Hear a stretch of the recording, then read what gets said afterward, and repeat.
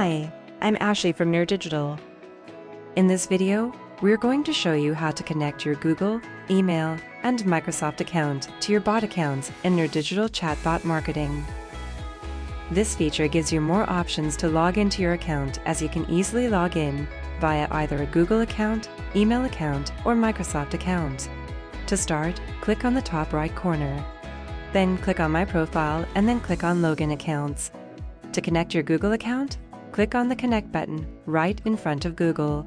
To connect your Microsoft account, click on the Connect button right in front of Microsoft.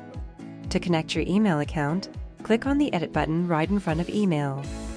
The green dot right here indicates the account you are currently logged in with. There you have it.